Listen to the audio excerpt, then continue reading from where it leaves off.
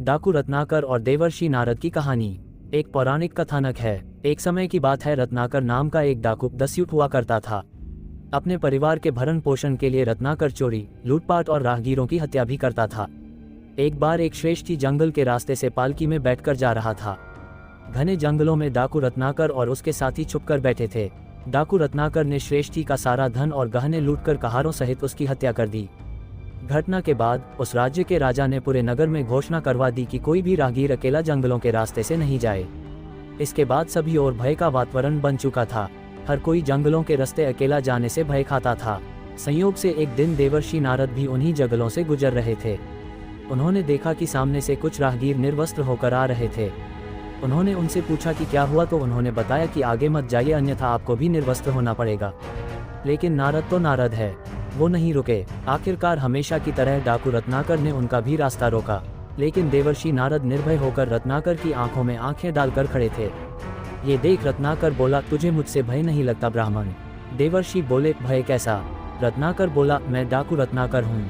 देवर्षि बोले, नारायण नारायण, तो तुम ही हो वो कुख्यात डाकू जो लोगों को लूटकर उनकी हत्या कर देता है। लेकिन मैं तुमसे भयभीत नहीं हूँ, मैं निर्भय हूँ। रत्नाकर बड़े गर्व से बोला, क्या तुझे मरने से डर नहीं लगता ब्राह्मण? देवर्षि बोले, मरने से क्या डरना रत्नाकर, एक दिन हर कोई मरने वाला है। लेकिन क्या तुम निर्भय हो? रत्नाकर बोला, हाँ, मैं भी निर्भय हूँ, मुझे किसी का डर नहीं। हंसते हुए देवर्षि बोले, तो फिर यहाँ जंगल में छिपकर क्यों रहते हो?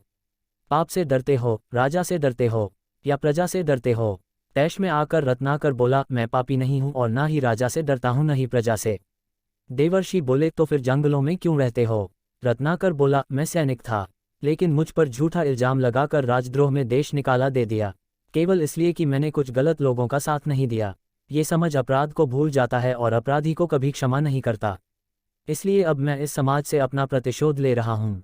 मुस्कुराते हुए देवर्षि बोले, निसंदेह तुम्हारे साथ गलत हुआ है, लेकिन तुम जो कर रहे हो क्या वो सही है? क्या तुम्हारे इस पाप में तुम्हारा परिवार भागीदार होगा? रत्नाकर बोला, यदि मैं पाप भी करता हूं तो भी मेरे पाप की कमाई ही मेरा परिवार खाता है, इसलिए वो मेरे पाप में भागीदार अवश्य होंगे। और ये उपदेश बहुत हो गए ब्राह्मण, अब मरने के लिए तैयार हो जा।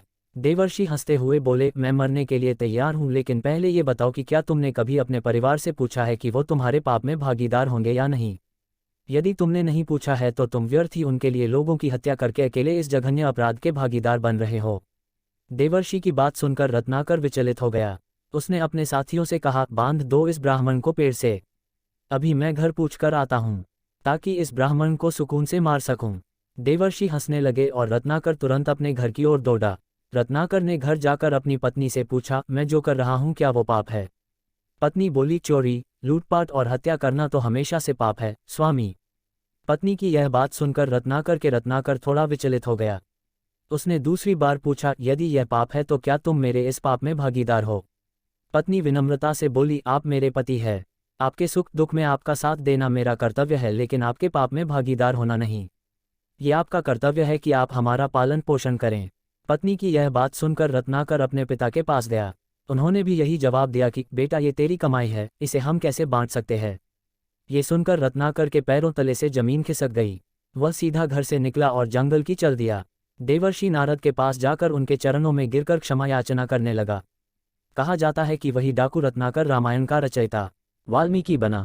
इस कथानक से यह शिक्षा मिलती है कि जब रत्नाकर जैसे दुष्ट दस्यु का हृदय परिवर्तन हो सकता ही और वह महान कवि वाल्मीकि हो सकता है, तो फिर आप और मैं क्यों नहीं बदल सकते? आपने अपने जीवन में कोई भी गलत किया हो, उसके लिए दुखी मत होइए, अपराध बोध की खाई में मत गिरिए। संकल्पों से नए भविष्य का निर्माण किया जा सकता है।